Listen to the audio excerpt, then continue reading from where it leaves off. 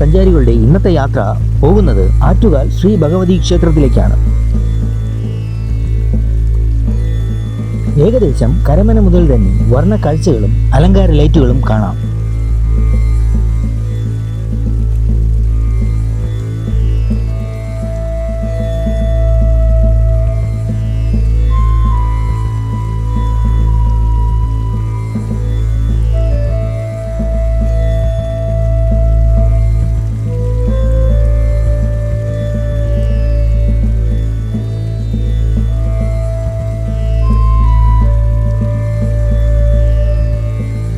ആറ്റുകാലമ്മയുടെ ഉത്സവം പ്രമാണിച്ച് സിറ്റിയിൽ എല്ലായിടത്തും ആഘോഷങ്ങളാണ്. ഇവിടെ ആറ്റുകാൽ ക്ഷേത്രത്തിലേക്ക് കൊണ്ടുപോകുന്നതിനായി ഒരുക്കി നിർത്തിയിരിക്കുന്ന വിളക്കുകെട്ടുകൾ കാണാം.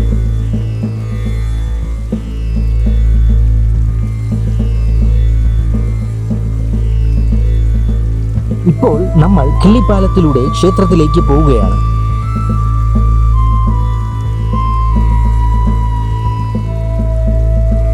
റോഡിൽ നല്ല തിരക്കാണ്. വഴിനീളെ അലങ്കാര ലൈറ്റുകളാൽ വർണ്ണാഭമാക്കിയിരിക്കും.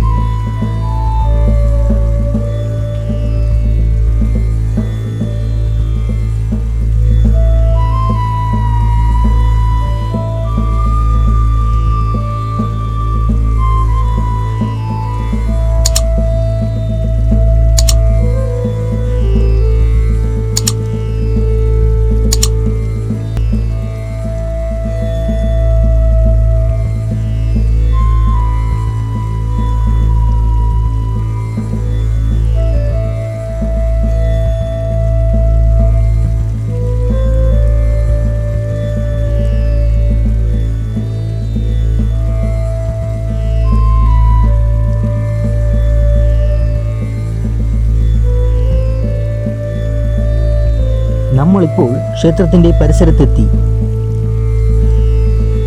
പോകുന്ന വഴിയിൽ നിറയെ കടകളും അതിൽ തൊഴാനായി വന്ന ഭക്തരെയും കാണാം.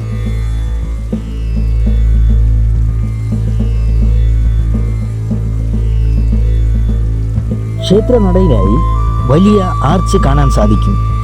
അമ്പല പരിസരം മുഴുവൻ നല്ല തിരക്കാണ്.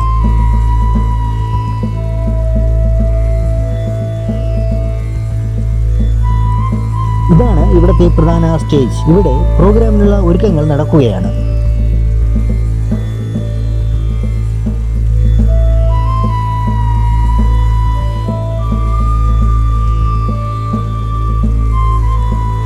അങ്ങനെ അമ്മയെ കണ്ട് തൊഴാനായി പോവുകയാണ് ഞങ്ങൾ.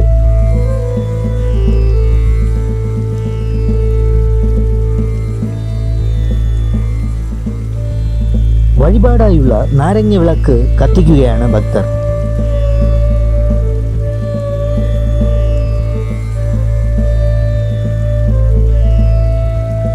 കേരളത്തിന്റെ തലസ്ഥാനമായ തിരുവനന്തപുരം നഗരത്തിൽ സ്ഥിതി ചെയ്യുന്ന ഒരു അതിപ്രസിദ്ധമായ ഒരു ക്ഷേത്രമാണ് ആറ്റുകാൽ ശ്രീ ഭഗവതി ക്ഷേത്രം. കരമനയാറിന്റെയും കിള്ളിയാറിന്റെയും സംഗമ സ്ഥലത്ത് ശില്പചാരുതയാൽ മനോഹരമായ ഈ ഭഗവതി ക്ഷേത്രം നിലകൊള്ളുന്നു. ജഗദീശ്വരിയും ആദിപരാശക്തിയുമായ ശ്രീ ഭദ്രകാളിയാണ് ആറ്റുകാലമ്മ.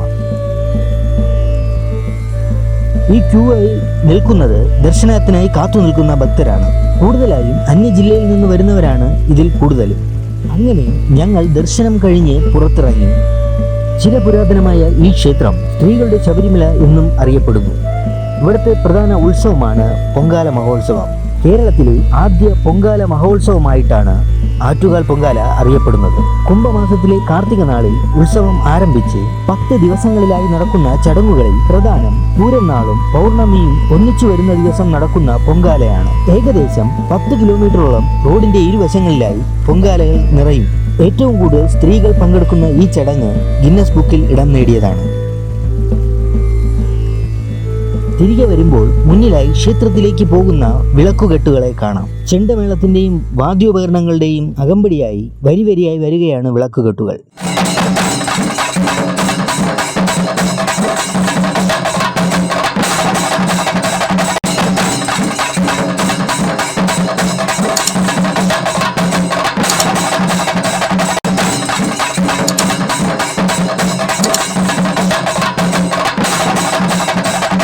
നാം സഞ്ചാരികളുടെ ഇന്നത്തെ യാത്ര ഇവിടെ അവസാനിക്കുന്നു. ഈ വീഡിയോ ഇഷ്ടമായെങ്കിൽ ലൈക്ക് ചെയ്യാനും ഷെയർ ചെയ്യാനും സബ്സ്ക്രൈബ് ചെയ്യാനും മറക്കരുത്.